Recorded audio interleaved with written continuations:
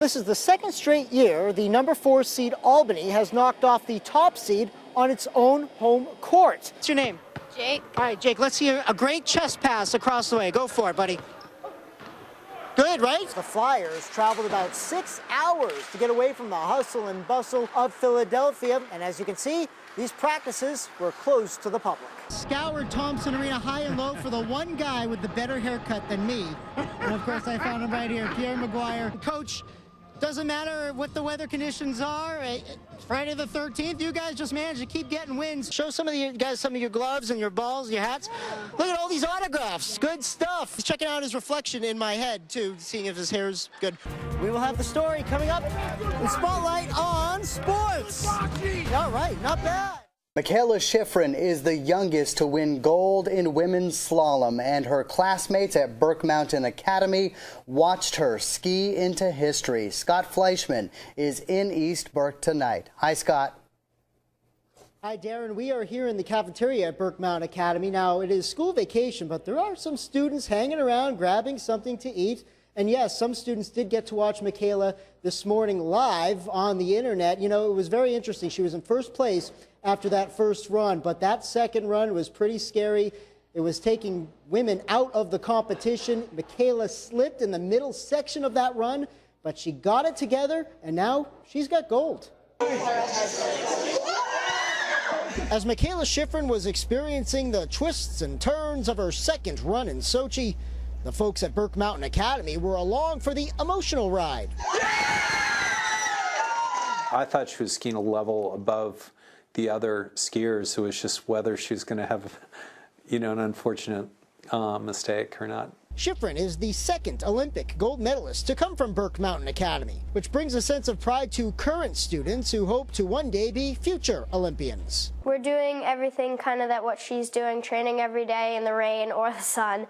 And it's cool that we're on the same pattern, that we could sometimes and hopefully end up where she is. It definitely wants me to be a better person like she is and work harder. And regardless of skiing in the spotlight or under a microscope, Schifrin's former coach knows that she will remain that same bubbly, bright-eyed athlete. There's this amazing feeling about the Olympics, and it's not like winning a medal. It's the fact that everybody's coming together and competing friendly competition. That she was during her time at Burke Mountain Academy. She's a great example for others about how you can go about being the best that you can be, but being a good person.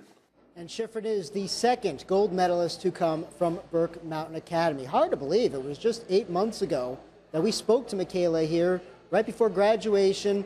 The sun was out that day. It was a little warmer, but boy, we're really getting into the Olympic spirit down here at Burke Mountain Academy and saving probably the best for last as we wrap up the Olympic Games in Russia. That'll wrap things up from us here live at Burke Mountain Academy. Scott Fleishman, Channel 3 News. The UVM men's hockey team is back from break and looking to defend the Catamount Cup Championship this weekend. A tough test at the gut with number 9 Clarkson up first. The two teams meeting for the first time since '05. UVM striking first, and it's a former Clarkson night doing the honors. Williston's Pete Masser on the rush, unloading it top shelf, and it's 1-0 Catamounts. Later in the first period, Clarkson turning it over. Jake Fallon to Mario Buscarich, a one-timer, and it's 2-0 UVM after 1. Vermont adds some much-needed insurance with 7 minutes left in the third. Check out this play from HT Lens. The diving pass to South Burlington native Tom Forgione, and he breaks in 5-hole for what turns out to be the game winner. 29 saves for Hoffman. Vermont holds off number 9 Clarkson 3-2. Started a little bit slow. Cats and Canisius tomorrow at 7. At Cairns Arena, boys hockey, Essex, and defending D1 state champ South Burlington. Tied at 1 in the second. Hornets forward Brody Almeida unloading a rocket top shelf, and it's 2-1 Essex. Later in the period, the Hornets striking on the power play. Jake Gabrielt firing one through a screen into the back of the net, and it's 3-1 Essex. More than enough support for goalie Brock Paquette. A couple of big saves to close out the second period. Essex holding on, beating South Burlington 3-1, the final. Two of the top girls hockey teams in the Lake Division meeting today at the Middlebury Holiday Tournament. Burton taking on Northfield. Trailing 1-0 in the second, Northfield's Lindsey Bergeron putting home the loose puck. It's a 1-1 game. Seconds later, Northfield, a chance shorthanded. Claudia Gee breaks in, but what a save by Kaylee Benson. Northfield does take the lead late in the second. Kristen Duquette with the shot. Danielle Doney the rebound and score. 2-1 Marauders. Now the Bulldogs get one back with about 3 minutes to go in the second. Daisy Sullivan skating out in front, and Megan Grabner pokes it home.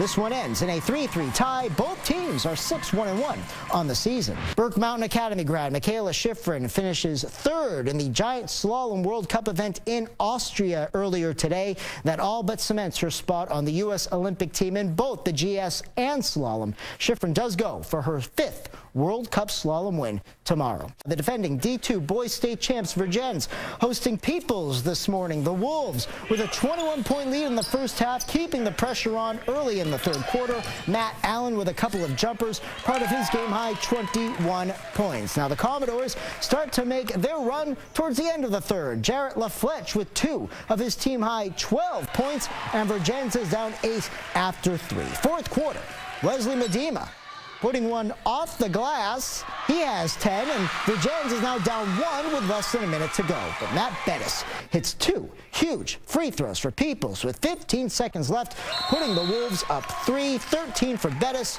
Virgins with a chance for the tie in the final seconds, but the 3 is short. Peoples pulls down the rebound, and the Wolves survive, beating Virgins 55-52, the final. Sticking with boys hoop in Montpelier, the Solons welcoming Middlebury to town. The Tigers adding to a 7-point first half lead, third quarter. Aaron Smith putting his team up double figures. He goes glass for 2. Montpelier, though, makes a run thanks to big man Rory King. First, Rory working it inside. Then how about the fade-away jumper? The Solons are within 5. Middlebury doesn't let them get any closer. Oakley Gordon with the jumper in the paint. The Tigers pick up the road win at Montpelier, 60-49, the final. There's no one on the Norwich campus who supports the maroon and gold more than Charlie Crosby. Make some noise here, come on. From his days as a cadet in the 1960s to his current role as Associate Director in the Sports Information Department. It looks a lot faster here than when you're sitting up there. I never would have made anything out of life if it wasn't for Norwich, I don't think. The university made Charlie strong, but a leukemia diagnosis 12 years ago is threatening to take that away. You know, people say, what do you think about it? I say, well, it's kind of my friend, you know? I mean, it's been around with me for 12 years. It's not going to leave. It's going to stick with me, but I do get tired easy. And thank God, you know, Derek's here. Is everything all set over there? Yeah. You sure? He's just been a great mentor for me, and he's definitely, you know, helped me develop to who I am today. And he's been a big part of why I've been able to get to the head sports information director job here. So when it comes to Norwich and his fellow co-workers, Crosby has found a perfect fit.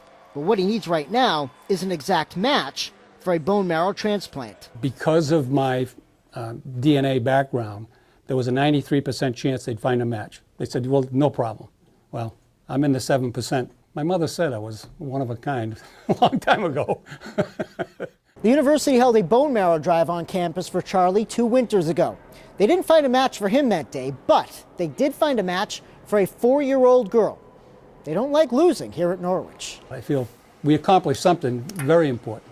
It's much better to save a 4-year-old's life than it is a 72-year-old. Crosby doesn't worry too much about his health. There's too much to do. Besides, he'd rather agonize over his beloved cadets. He's been a great supporter for us and very loyal, and he's worked his tail off to make sure all the programs do well here and get recognition. Good luck. Part of trying to beat this thing is try to stay positive and try to look at take every day one at a time is a good day. Every day you get up, it's a good day. And any day you see Charlie Crosby hanging around the rink, field, or court, you know it's game day. Let's go, guys. In Northfield, Scott Fleishman, Channel 3 Spotlight on Sports.